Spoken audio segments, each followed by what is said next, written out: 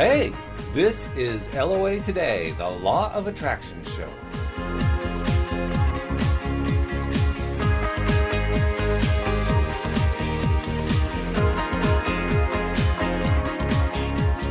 Welcome to LOA Today. Walt Thiessen and Joel Elston here. It is Thursday, March the 9th, 2017. We continue our ongoing exploration of Think and Grow Rich by Napoleon Hill. This week we are on Chapter 13, The Brain, a broadcasting and receiving station for thought. That, Joel, is a very provocative subtitle. I mean, the brain, that's not so provocative. I mean, we all have a pretty good idea that the brain is important, and it became very important in scientific circles in the 20th century. But a broadcasting and receiving station for thought, that's controversial. It was extremely controversial when it was written. In fact, it was by many viewed as ridiculous when it was written. And we say every week, so the ones that are following this journey, we'll get it out of the way early. This Napoleon Hill was way ahead of his time. This chapter in particular, I'm not going to get too overly dramatic with my analogy, but when you look at what he was doing, especially when we get to the brain stuff, I have a great deal of question of how he really got it so accurately way back then with the limited knowledge that was available. Well, I'll tell you what, he starts off with what we would not necessarily recognize as controversy without knowing some history. So let me read the paragraph, and I'll tell you what the controversy is. It says, more than 20 years ago, of course this was written toward the middle of the Great Depression, or published during the middle of the Great Depression. More than 20 years ago, the author, working in conjunction with the late Dr. Alexander Graham Bell and Dr. Elmer R. Gates, observed that every human brain is both a broadcasting and receiving station for the vibration of thought. Now, I actually looked up who Dr. Elmer R. Gates are. Do you know who he is, Joel? I do not. Interesting person. He was kind of one of the cool things about medicine and science during the 19th and 20th centuries was that it was relatively free form. I mean, people could they could get their degree and then they would go wild with their explorations because they weren't dealing with government grants and government restrictions and the FDA and all that kind of stuff. So, they went kind of far afield, and he went kind of far afield himself. I can't tell you everything he did. He had a very strong interest in psychology. But what I can tell you is that he had this theory that Hill turns into the theory of the human brain sending out vibrations. That's not the way Gates thought of it. Gates thought of it in a much more local situation of the person basically enhancing their own mental abilities. And he was critical of anyone who said otherwise. Now, the really interesting part is that the resource I checked, of course we always check this first, right, is Wikipedia, because it's free, it's online, it's right there. And Wikipedia did something very interesting with it.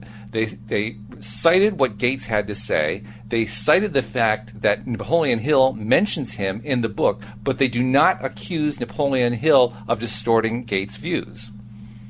Now, how is that for interesting? Wow, that's a lot of information for me to digest at this point.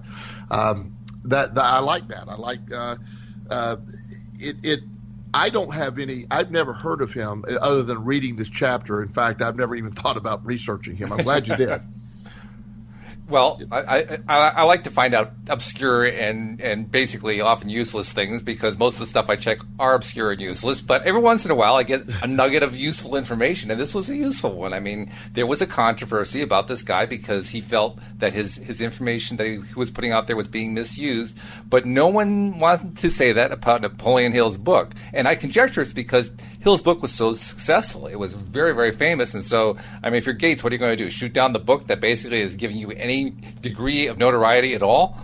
Exactly, and that's one of the things when we get into it sort of in the depth of this chapter, or where my level of study, and I have really been focused, as you know, in the last since you and I have been doing this show, I think you've caught on that I go on sort of different tangents for a while in different directions. You think? Yes, and the brain has been my fascination, and the term vibrate. You and I have had this discussion for a long time. Oh, yes, yeah. about about vibration, and in the beginning, you really weren't too sold on that word. You didn't really particularly like. Well, I that didn't concept. understand what was meant by it. What is the vibration? Is it like, do I see my brain on a MRI and it's literally vibrating back and forth? I mean, what is that? What is a vibration? I didn't understand what was meant by that. Right, absolutely, and I've shared with you that multiple times a week, and sometimes for long periods of time, I can get to a point where I literally feel the vibration. I feel the connection in my brain, the positive thoughts, the power that the brain does have. And I've felt the exchange with people. I think every week when we share and we get into this very enthusiastic discussion and we feel better, there's a vibration that goes with that. And I think people that turn into the show tune in, they also tune into the vibration of what we're doing. That's why you and I made a conscious effort probably halfway through this as we're sort of evolving our programming, especially when we're on various topics, not on a set topic, to make sure we end the show on a positive vibration, to make sure that we escalate. If we're discussing anything negative, we want to make sure it's not toward the end of the show. We don't want to leave our audience and ourselves with a feeling of, wow, that's sort of defeating the point. And as Napoleon Hill's talking about the brain and the ideas that we're seeing exposed in science right now, the term epigenetics and quantum thinking. Quantum thinking to me is just simply the science of what he was talking about all those years ago. How the brain actually puts out and receives. We obviously receive with our eyes. We receive images. The brain processes those images. We hear things. The brain processes what we hear. It interprets it different for many people. That's one of the fun parlor games you used to hear about is people either witnessing or talking about a subject, and they're repeating back what they heard or what they witnessed, and you'll be amazed. One of the things that I always do when I watch work with younger kids, I have this big carnival poster in my office that's hidden under. They don't let the adults see it because it's just so distracting. But it is this bizarre picture with elephants and just all this stuff, and it's in a cartoon setting. And I have the kid I said, stare at this for 5 minutes or 3 minutes, whatever we can get him to stare at it for. and afterwards, I ask, what do you see in this poster? Mm-hmm. What did you see? Tell me. And I am amazed at. I don't know if any two kid has ever seen the exact same thing. Mm. In fact, I'm always shocked because I see different than what they're seeing as I'm looking, because, again, they're seeing the information, but what their brain is focusing on, and the reason I do that, because it is to prove a point, as I'm proving now with our audience with that analogy, that yes, we see something, and that's where right and wrong, we think right and wrong as being black and white, or we think this or we think that, or I'm cursed or I'm not cursed. Your brain is picking up on that, and it's saying, yes, you are cursed, or no, you're not. Your brain is not in the job of actually deciphering or trying to hear don't do something or do. It just picks up what it is, and that vibration, how we're feeling, it's amazing. It's how it really sort of relates to the law of attraction and how we use it. Well, one thing I finally came to terms with was the idea of vibration, and the way I did it was by thinking in terms of it as positive and negative, because I realized all the teachings were about vibration in that context. Right. And once I thought about it that way, then I could kind of make some sense out of it, because with sound, for instance, a high pitch versus a low pitch, when you think about it, there really is no such thing as high or low. And I'll tell you a little quick story to help illustrate this. When I was quite a bit younger, I was approached by a mom in the neighborhood where I was living who had heard that I played in rock bands, which I did. And she said to me, I have a son who's been trying to take guitar lessons for a number of years and not succeeding. And I said, oh, why? What's been happening? And she says, well, it doesn't matter who teaches him. He just can't seem to get it at all. And I was wondering if maybe you might be willing to give him some guitar lessons. And it really was not on my radar at all. I had no intention of being a guitar teacher.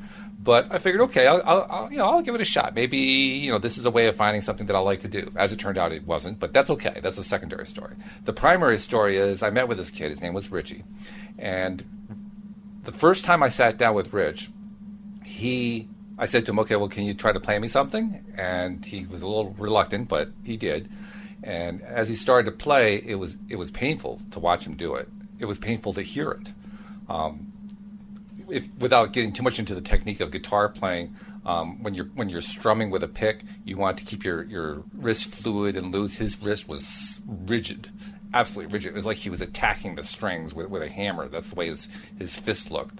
And he also did not seem to have any idea of how scales worked. Scales are kind of critical. I mean, even if you're not a musician, you recognize do, re, mi, fa, sol, la, ti, do. You recognize that as a scale.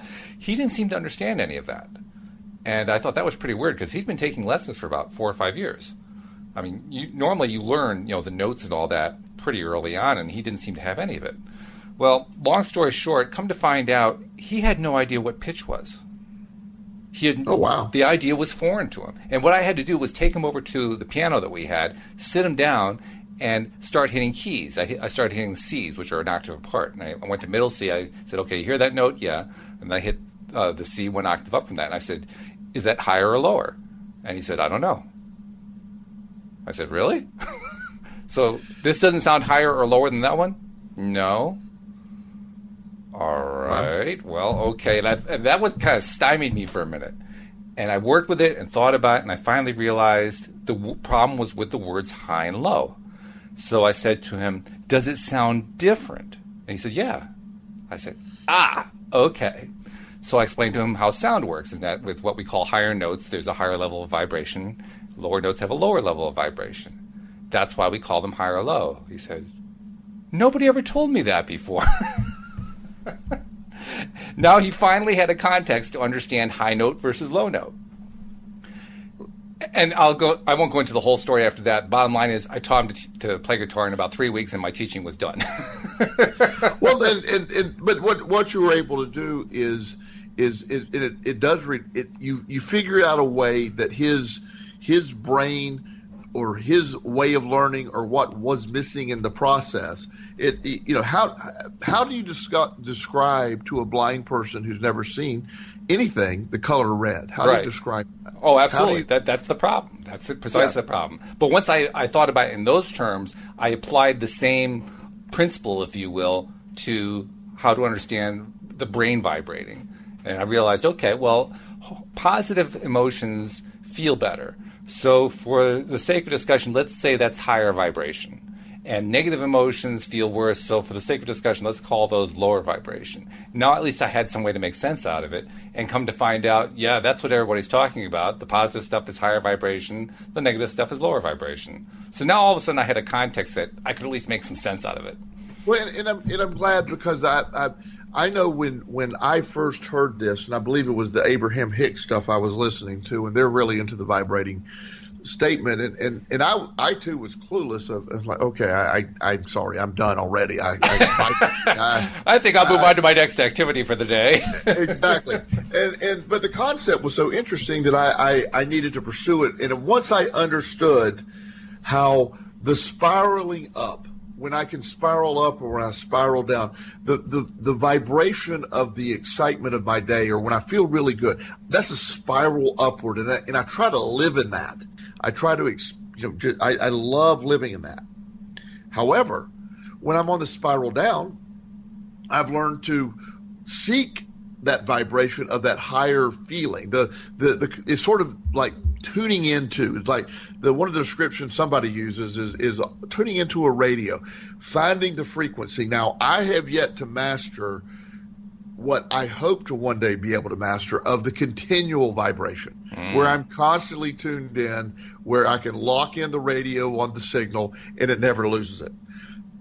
I think that's where we're all shooting. That's what we're all shooting for. Well, Abraham Hicks is shooting for that for us. The phrase that they use is tapped in, tuned in, turned on. Yes.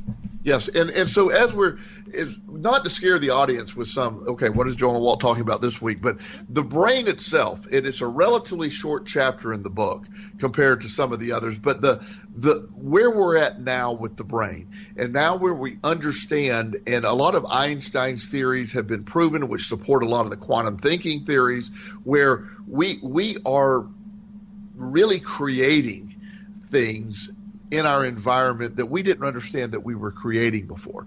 That's a gigantic statement. It is. That's a statement that is mind-blowing, because it doesn't seem to fit anything that makes any sense outside of the context of this crazy conversation about how the brain works and how the law of attraction works.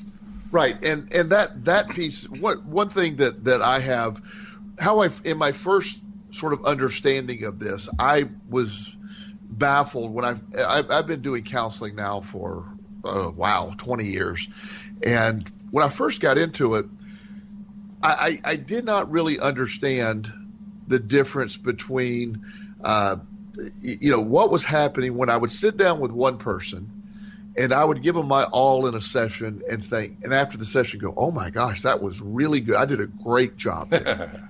And then somebody else would come along and I'm going, wow, I just don't, they didn't seem to get it. I don't understand what I did wrong. I did basically the same thing, but I felt entirely different about it.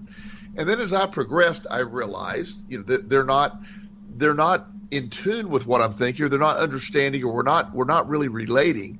And then it evolved for me that I will have certain clients. There's very few of these, by the way. So if one of my clients is listening, I hope it's not, you think it's you.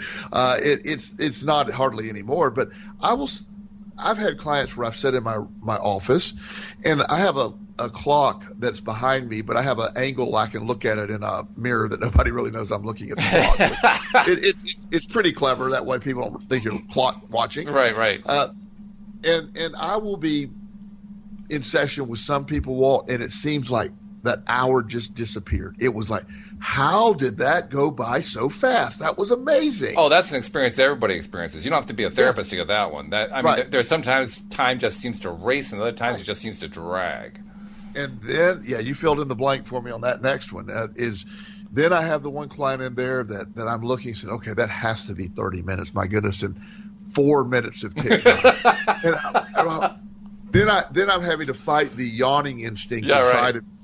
And those that know me, and as you know me, I have high energy. I'm not lazy. I'm not a yawner. But when that energy is draining my energy, it is like a power drain to me.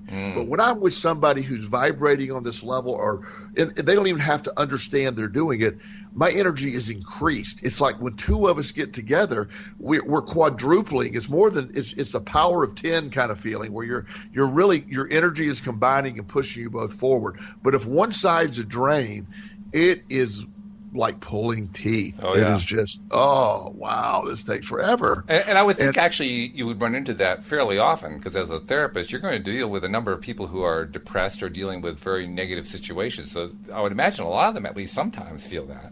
Well, and what I'm finding pretty much for the most part is even my depressed patients that there's something in them that once you get that spark going, and as you know, people that can, I'm not a big fan of being a victim of things. Right. And while certainly we have things happen to us and we have to sort of respond to them, I'm not a big fan of playing the role of victim longer than absolutely necessary. And for me, that's about 4 or 5 minutes at most being necessary. Right. And so, it's the difference between what my wife calls being a victim and being a volunteer. Volunteer, exactly.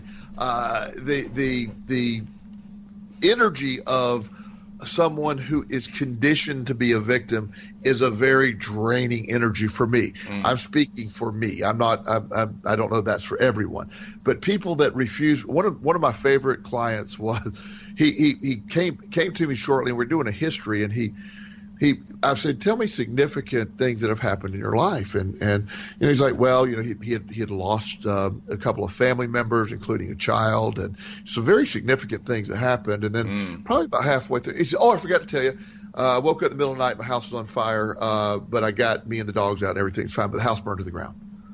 Okay. I'm like, oh, I said, okay, well, that's sort of something I thought would have been probably a little higher on the list. And he laughed. And he said, well, he said, it's just stuff, Joel. And he said, and I got an insurance settlement. Everything was fine. No big deal. So it didn't even really register on my radar.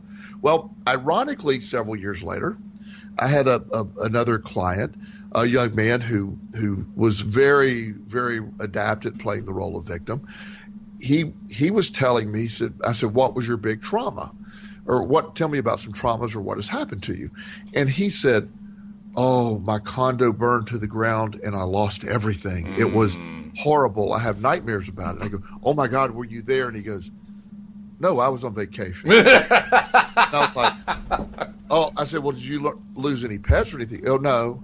I said, well, what did you have insurance? He said, yeah, well, actually, I probably made quite a bit of money on it since they paid me just the whole thing. Wow.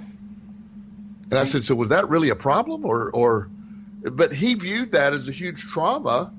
And the other guy had woken up with his house on fire, grabbed the dog, got out, lost everything. And, hey, yeah, whatever, And again, a lot of it is how we choose to. Your brain has the ability, part of this vibrational point. Your brain, traumas are real.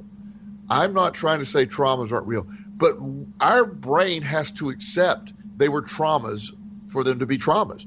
One person's trauma is not necessarily another person's trauma. Which is a weird thing the first time that you run into that idea, when you realize that what's eating you up alive isn't even touching that other person over there. It's almost like you're disconnected from them. Completely. And that's such a big thing that, when you understand that, Walt, and you and I have talked about this in various forms or fashion, but the brain relies on us to give it context to what it's seeing and hearing. Right. When the emotional attachment to what you're seeing and hearing is there, the brain knows what to do with it, because we are in charge of that, and that's the piece that is so exciting. Mm-hmm. It's also the piece that that's why when we're working with people, or when we I've been told, I've actually had some people that have. I lost my son TJ a few years ago in a horrible automobile accident, and as you know, I choose from almost day one after my horrible couple of days, and it was very bad the first few days, but my decision to make TJ become the joy of my life, his memory to be a daily reminder of all he brought to me. TJ's death changed for me. Now, you and I have talked a lot about that. Oh, yeah. And so when I share that concept with some people, there are people that actually angers. It is amazing to me that I will get messages from people that are not nice. They say, are you telling me that I'm grieving wrong? I'm willing to bet that some of them are saying that you're dishonoring your son. Exactly. I've heard that. And I've heard people say that, I'm not, it upsets me because I lost my child. And while I'm not telling anyone how to do anything in their life, I'm not telling anyone that you should do it my way. I just have figured out that I handled that in my way of handling it the best possible way for me. I will not be TJ is a blessing in my life. I refer to him as still being here. He is a blessing in my life. I think about him daily. He makes me smile every day. And when I do that, I am reminded of all the great stuff. Of course, I miss my son. Of course I do. I would love for us to get together and have a burger and laugh like we always used to do. But since I can't do that, I rely on the memories of him, and all of that is a great joy to me. So I am able to take that trauma and have joy of my son's life and not let the trauma of his loss dictate my world. Yes. And that is such a blessing that I discovered this, and I'm not trying to tell anyone else that's how they have to do it. You have to figure out how to do this for yourself, what works. But on every aspect of our life, I have a very good friend who was in a family business, and which, by the way, if you're in a family business, if you can, get out of it before it destroys you. But that's, well, there's an interesting piece of advice right there. Yeah, I'm just throwing that out there. But those seldom end very well, to be honest with you. And but that's another show for another show. But jokingly, I say that. And he basically knew this job wasn't right for him. We had talked about this. And when he finally left / was fired, his initial reaction was horror that, oh, what am I going to do? What am I going to do? And we had a conversation very shortly after it happened, and we turned it into, what an incredible new opportunity. I finally am free of this. And that's what he did. And within a few days, he had multiple offers. He still hasn't chosen which one. They keep coming in. Wow. He will be able to choose from a variety of things, making more money than he was doing before. And all that was really, in the beginning, was like my world was coming to an end versus this incredible opportunity is right around the corner. He was able to choose to do that. The brain is in charge of traumas. How you feed it and what you attach to it is how the brain sort of determines it. So we've actually found the good side of a family business, and that is how you leave it. How you leave it. And I know with my dad, I was in the family business, and it didn't end well. And fortunately, my dad's still with us, and he's doing very well. And we've healed all of the wounds of that, but that wasn't a great thing for us. And I do know some families make it, and I jokingly say get out. But also be aware, it's hard to have a family business. There's a million reasons why. Oh, sure.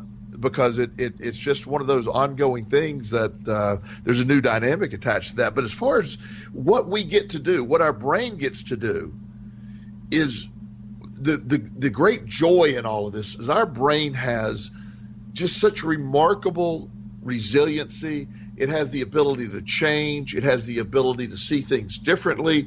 We can learn new things forever. As long as we're alive and the brain is functioning, new things can be learned. The old concept that the brain is, you can't learn things after a certain age, that's ridiculous. Just incredibly ridiculous. I know multiple people that have learned entirely new things in their 70s, 80s. A lot of my friends in Florida are very fit, older people that I've known for years. They've learned how to be on the internet. They've learned how to do it's amazing what they can do. And their mind's still incredibly fresh. Mm-hmm. So the idea that all of this, the brain is an incredible tool. He talks about all the cells and the neurons, and he gets in great detail. There's so much more since this time, obviously, what they understand. Right. But the brain's ability to process, it isn't necessarily the speed that it processes that's so freaky, which it is before computers. Computers are faster than the brain. However, the brain has the ability to understand things differently, to see it differently, to adapt, to change, and whether computers ever get there or not, I don't know, but we're nowhere close at this point. The brain's power and energy, the computer doesn't vibrate the way the brain vibrates. There's a presence to the brain that has yet to be defined all the way in my belief system. There's an energy there that is measurable. They can measure the brain and the waves that the brain puts out. And I think we can pretty much pick up on other people's energy. I cannot read anyone's mind, Walt. I wish I could. Maybe I don't wish I can, but I can pick up on their energy. And one of the things that I was always amazed at is I think animals have an instinctive way to pick up on the energy of human beings as well. I have had a dog growing up that was the nicest dog in the world. But there is this one guy that would come into the house, and he did not like, it was, and we always laughed, said, this is a very seemingly benign, person, and it, just why is the dog so upset? Well, that guy ended up doing quite a bit of bad stuff that got him put away for the rest of his life, and the dog knew that. The dog saw that, right? it did not like him around us, and he picked up on that energy. So we are placing an energy out there, and our brain there's this vibration taking place. If you ever have the privilege of that really positive state, whether it's from meditation or really, I feel it a lot after a mastermind meeting. We've talked about that. Mm-hmm. Once you feel that, it becomes a goal to live there. And that's what we see. That's where you go. And as you graduate, in my mind, as you move up the levels of the understanding and practicing how to use the law of attraction on your behalf, I think that's the key, that you learn to live in that. The more and more you can live there, the more amazing. The rest of the stuff almost doesn't matter. Well, you've touched on a few things there, and I think he ties them together in the chapter. So let me go to what he wrote there. He wrote, and the things I'm referring to that you mentioned are TJ, the ability or inability to read minds, and how the mastermind concept and the mastermind experience leads to exchanges of energy and thought and so forth in ways that are almost unpredictable. But anyway, he writes this: "We are now entering the most marvelous of all ages."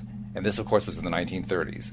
"An age which will teach us something of the intangible forces of the world about us. Perhaps we shall learn as we pass through this age that the, quote, other self, unquote, is more powerful than the physical self we see when we look into a mirror. Sometimes men speak lightly of the intangibles, the things which they cannot perceive through any of their five senses. And when we hear them, it should remind us that all of us are controlled by forces which are unseen and intangible." He's touching on this whole concept of energies that are not detectable by five senses.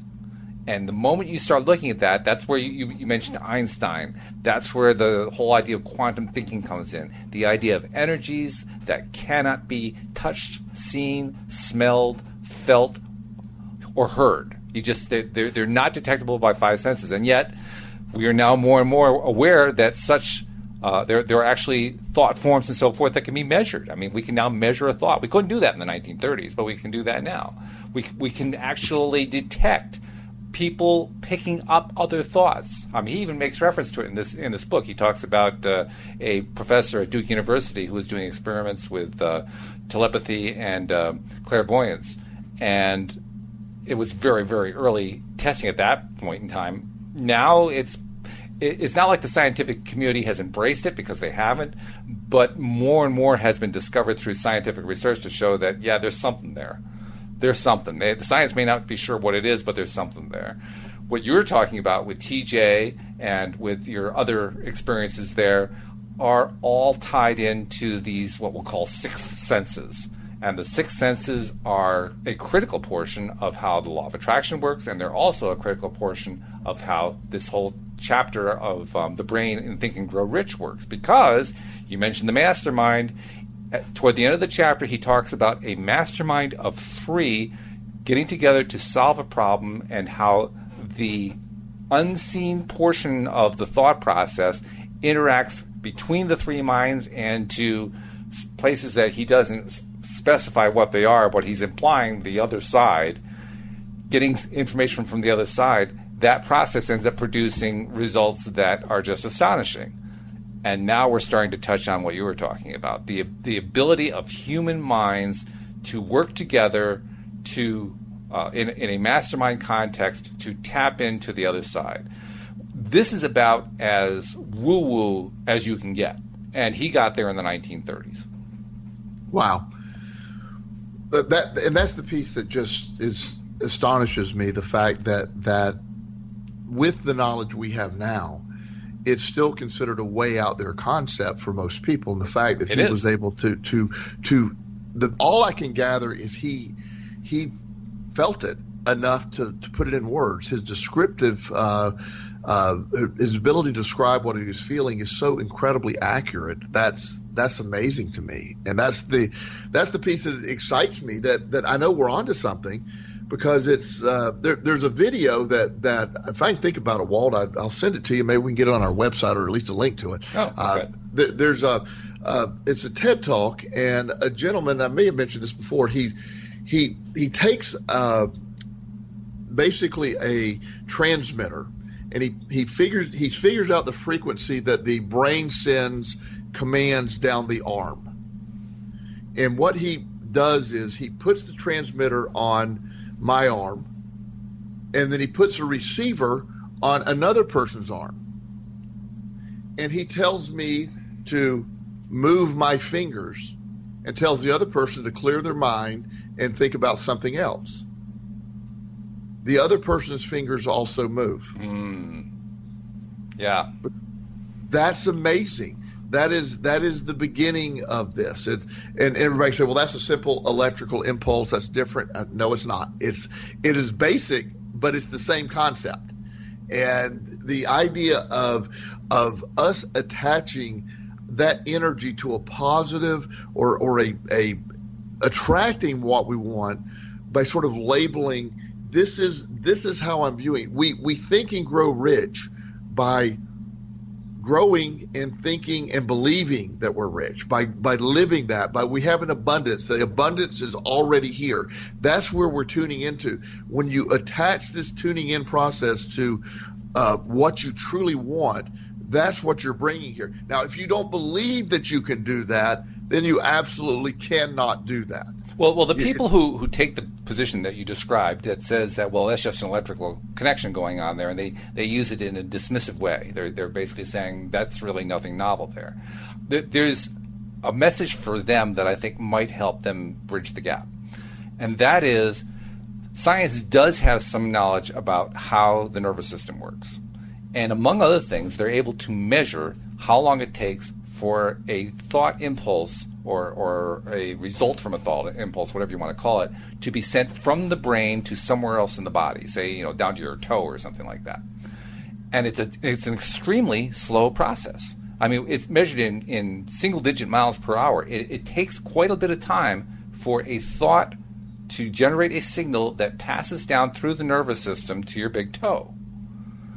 Okay, well, if it's that slow, will you please explain to me how it is that high-speed, high-quality athletes are able to do amazingly, ridiculously quick stuff?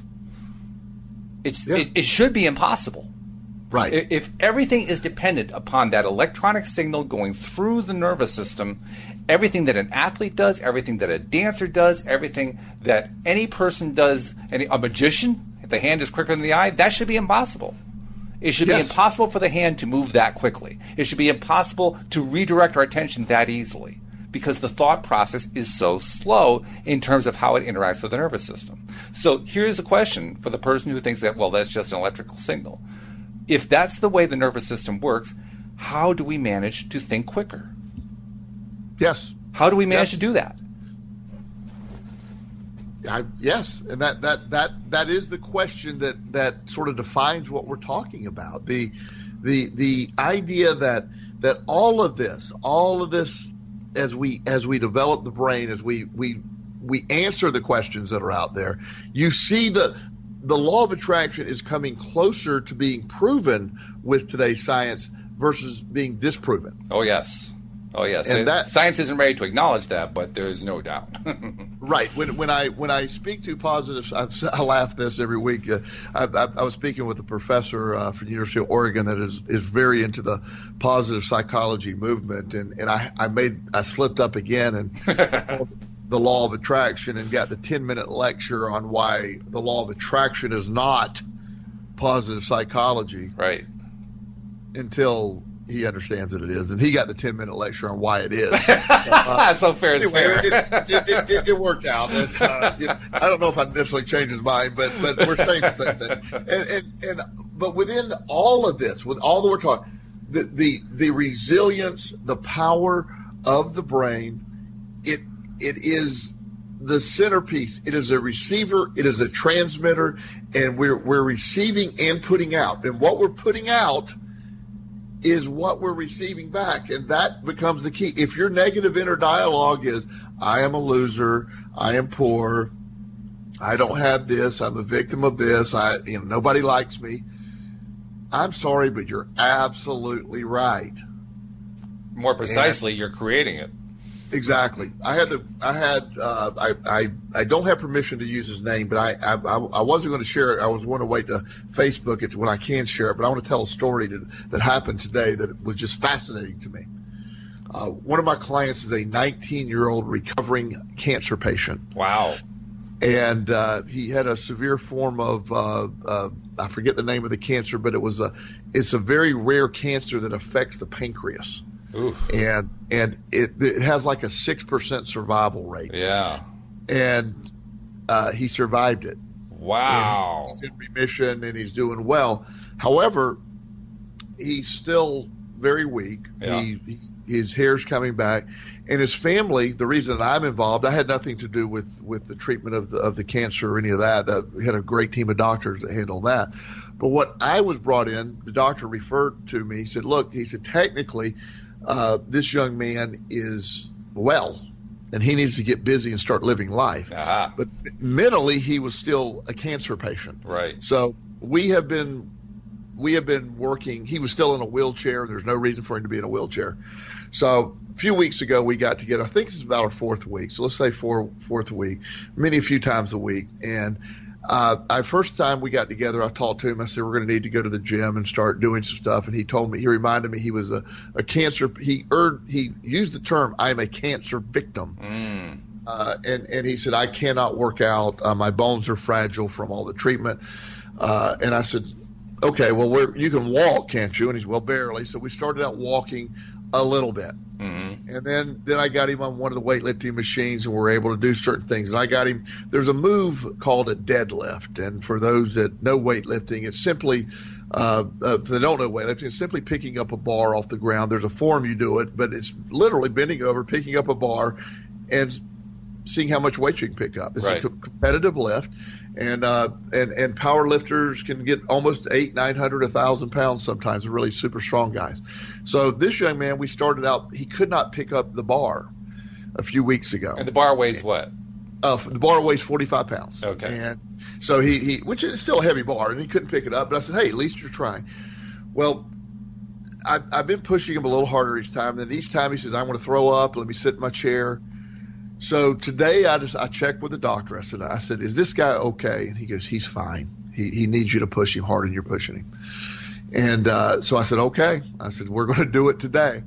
So I strategically placed he didn't see me, but a trash can near us.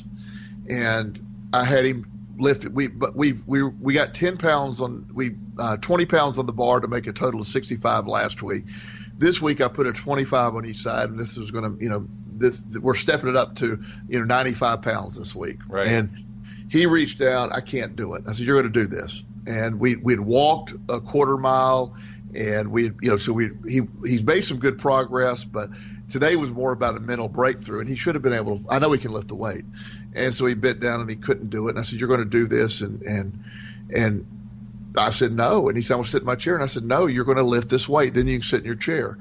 And so we got back and forth. He said, I'm going to throw up. And I got the trash can. I said, let's do it, buddy. Let's rock. And he looked at me, and he actually, got a little mad at me. And he said, I'm just going to lift this. And when I fall out, you're going to feel bad. And I said, I will feel bad. Let's do it.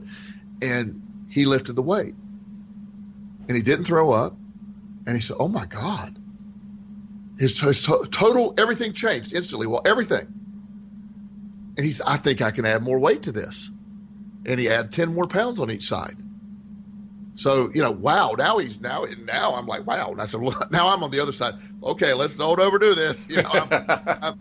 And we ended up going through the gym. He did some more stuff. I pulled our trash can around with us.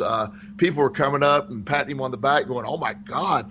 And so he's pushing his own wheelchair around. Right. And we get through there. And so he's an entirely different guy. And by the end of the workout, after 1 hour, he's an entirely different guy. And he said, and I said, you're no longer a victim of cancer. Cancer is a victim of you. And he said, that's right. I really appreciate that.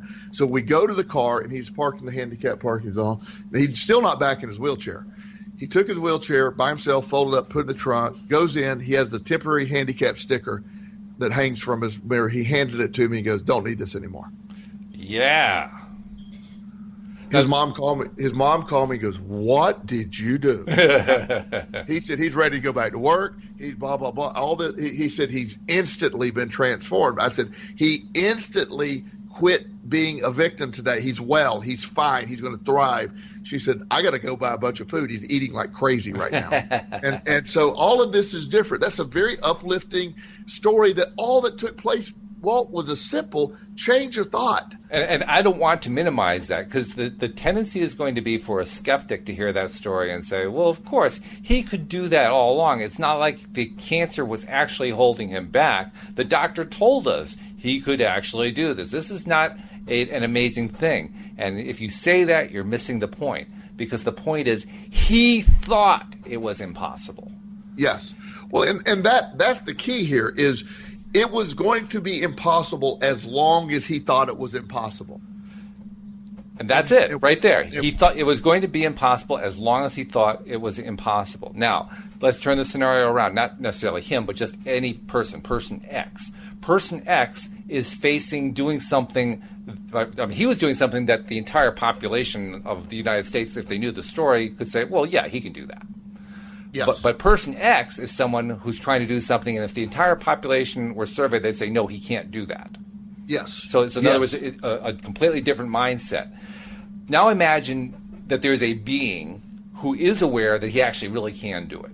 But you can call him God if you want. You can call him just another person. You can imagine that other being, whoever you want them to be. But the point is that person actually knows, yeah, this person really can do it. Doesn't matter that all those other people around there don't think he can do it. Doesn't matter that he doesn't know, that he doesn't think he can do it. I actually know he really can do it. We just got to convince him to do it. Right. Now, here's the interesting point. It's exactly the same scenario. It's the same scenario told from different perspectives. Yes. And that becomes the answer to so many questions. You know, I've spoken of this before, where, you know, I've known identical twins that have grew up in a horrible setting, a severely abusive alcoholic father. Mother abandoned them. The father just was horrible. One grew up and became an alcoholic. The other grew up and never touched alcohol. And when you ask each of them why, they say it's because my father drank. They had the same answer. Yeah. It's just perspective of what it meant to them. And the perspective led to different choices. It led to different choices. And it's the same thing with us every day, Walt. The gift of the law of attraction, the exciting piece, the reason I wake up feeling like I wake up every morning is the law of attraction has taught me that I and I alone am in charge of the way I feel. Nobody else can dictate to me. And once I accept that, I'm in charge of what the universe offers to me. I'm in charge of that.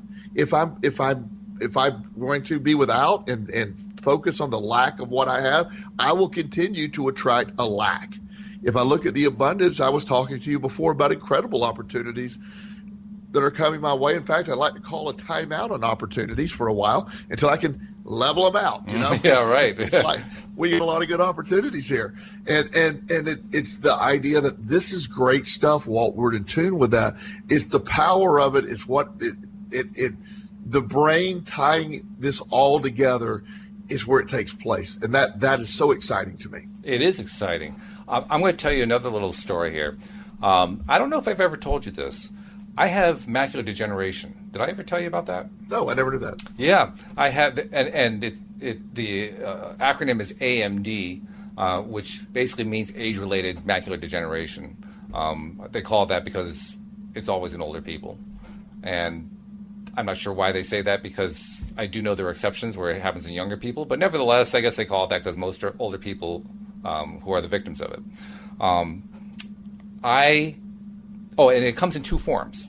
They call it one the dry form and one the wet form. I won't go into it. The wet form basically means there's blood involved, but I won't go into it any deeper than that. But the dry form leads to blindness about 10% of the time. The wet form leads to blindness about 90% of the time. Now, I didn't know that I had any of it until I went to an eye doctor, because I wear glasses, and got an examination 7 or 8 years ago. And at that time, I learned for the first time that I had it. Now, normally, if you get to the bad one, the wet one, you get there through the dry one. And I've seen sources that say that's always the way it goes. When I first heard about it, I had the wet one. And on top of that, I was already blind in my left eye. Because macular degeneration, what it does is the thing that you're able to focus on, you can focus on a single point, and that's how you're able to read and so forth. That gets basically obliterated. It's called the macula. And the macula gets obliterated, and now you're effectively blind. You can see peripherally to some degree, but straight ahead you can't see. And I had already noticed serious deterioration in that eye. What I didn't realize it was that it was gone, but I'd already noticed that. And so when I got word of that was pretty devastating. And then the second devastating thing is they believe that if you get it in one eye, you're going to get it in the other eye, and you're going to go blind. And there's nothing they can do to prevent it. They can give you treatments. There are vitamins you can take. There are eye injections and so forth that will slow it, and slow it dramatically. But they can't cure it. And one way or another, in the long run, you're going to go blind. Well, you can imagine that didn't make me feel very happy. No, I can imagine that's not a good thing, huh? And on top of that, I have not been in financially good situation for a long, long time, and I wasn't then. So I couldn't afford the injections. The only thing I could do, in fact, I couldn't even afford to see the specialist at that point in time, who was going to tell me that I couldn't do anything to fix this permanently. All I could do was, put off the inevitable. But what I did do is took advantage of this wonderful technology called the internet to go read up on it and learn about it. And the optometrist who told me that I had this condition and I needed to get it checked out by a specialist, by an ophthalmologist who specialized in this kind of thing, well, first of all, they weren't helpful because they didn't really tell me any of the answers. And secondly, they really didn't give me any hope other than to say, well, you got to get this checked out now. And indeed, you check all the stuff online about, you have to get regular checkups, they have to track it, they have to do all this other kind of stuff, but they still can't cure it. Now, I'm reading this stuff online on this wonderful internet, and I'm saying, wait a minute, there's something wrong here. I'm supposed to spend all this money and all this time to get injections that can actually be damaging. They can cause retina problems and all kinds of stuff. There are side effects to these injection treatments. And in the long run, I'm going to go blind anyway, and it's going to cost me a lot of money and a lot of pain. That doesn't sound like a good deal to me. There's got to be a better deal. Yeah. So there's actually a second piece of information. Well, there are a number of pieces, but I'm skimming over some of them. The crucial second piece of information is that one of the things that researchers have discovered that helps to slow to a crawl the process of slowly going blind or quickly going blind is a vitamin combination. And in fact, they call it the AREDS2 formula. I won't even bother to get into what that's all about, but basically it's some beta carotene related type stuff that if you take it on a regular basis, it slows down the process. So I thought to myself, well, that sounds possible. I went to Walmart, and sure enough, they've got that formula for about $30 a bottle. I said, well, I can afford that, So I didn't even go to see the specialist. Can you imagine that, Joel? I didn't even get to see the specialist, partly because I couldn't afford it, and partly because I didn't see a point to doing it. They couldn't. What are they going to do? They're going to stick stuff into my eye, and it's not going to solve the problem anyway. Wow, yeah. That was 8 years ago. Now, I don't know yet what the time frame is for somebody who is untreated with wet AMD for going blind, especially after the one eye is gone. What I do know is that it seems very unlikely that 8 years would intervene without the second one going blind. To this day, I still have problems. It's not like I have perfect vision. I've never had perfect vision. I've had to wear glasses since I was 5 or 6. But I still have vision in my right eye. I can still read. I can still drive. Nice. And I've been taking these vitamins religiously every single day, 2 to 3 vitamins a day. They recommend 2. I sometimes take 3 just to feel better. Yes. Well, more is always better. Just that's a note. Yeah, right. So I've been taking these continuously for 7 or 8 years. And I mention all this because it's been a long time since I've had an eye appointment. And I really kind of have to because my glasses are really in need of a change in prescription. And so I have that appointment. We're recording this show 2 days before it's actually broadcasting. So Yesterday, as you're hearing this, is when I'm actually going to the appointment. And I have to tell you, I had some apprehension about it. I still have it as we're talking right now, some apprehension about it. But I also realize there's an amazing thing here. Despite all the odds, I still have my eyesight. Wow. I still have my eyesight. And you know what, Joel? During that time, particularly in the last 3 or 4 years, I have been thanking the universe and God and spirit and source for, wow, I love the fact I can still see. I appreciate colors. I'm looking at a computer monitor right now. It's got oranges and yellows and greens and reds and blues on it, and I love it. I can see it. I've been doing that regularly as I can remember to do it. And I know that you know that I know that law of attraction is playing a role here. Absolutely. And the mind is playing a role here. Yes. And we live that daily. You hear in your case it's I found this one interesting, and your incredible journey is a testament to where you're going with this. And I had a client that today was been in recovery now for about a week, and I told him last week, I said, you're probably going to get sick in the next few days. And he's like, why? And I go, I don't know. I said, what happens is people generally, I haven't been sick in a long time. So, well, you're in active addiction. You got a lot of craziness going on. Your body doesn't have time to be sick. And that's my theory. But inevitably, when you slow it down, the body's okay, here we go. We got a chance here. And it just sort of takes, and he called me today and said, your predicted sickness came true. And it really, it's I call it the recovery flow. It's something that is real, and it happens because the body, like right now, you're not believing you don't have time for your vision to go away. It's not something I'm sorry, that's not in my plan right now. Let's move on. Yeah, right. Rhonda speaks about this in the secret of doing away with the reading glasses. There's a lot of examples of this huge belief that we have.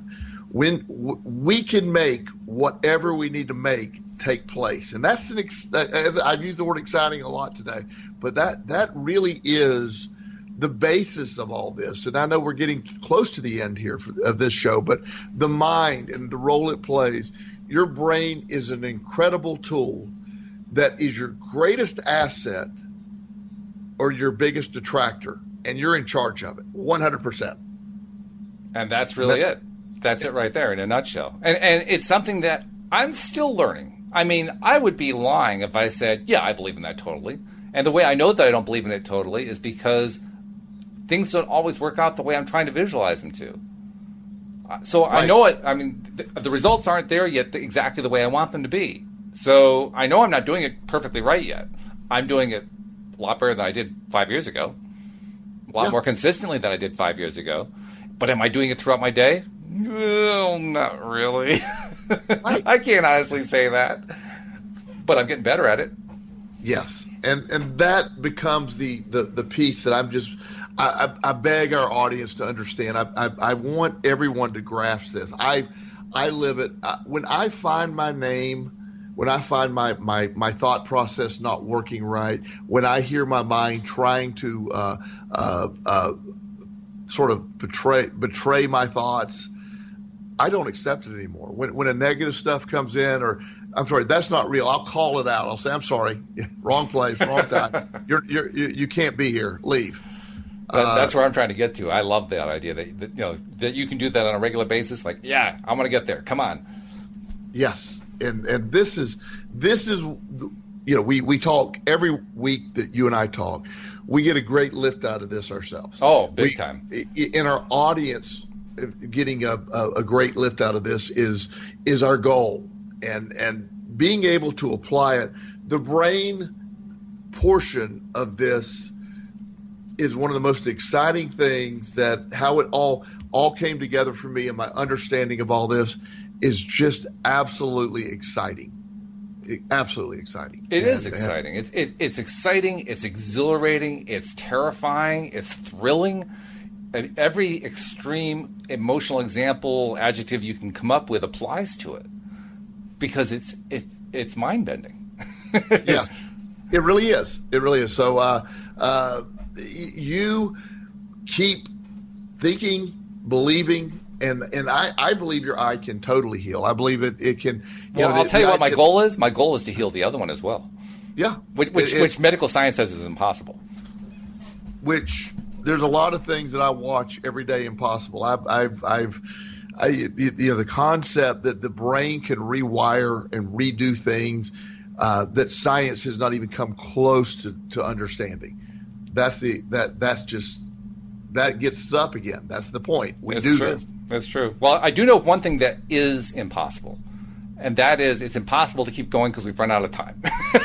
Well, yes, I'm sad about that, but I look forward to us speaking again next week. Absolutely. I do want to remind everybody, please subscribe to us at loatoday.net, or you can find us in the iTunes store. You can find us on YouTube. Be sure to check out our Facebook page. We even put out a tweet or two on occasion on Twitter. And Joel, it's been a pleasure as usual. Walt, great to talk to you, my friend. We'll see you all next time here on LOA Today. Goodbye, everybody.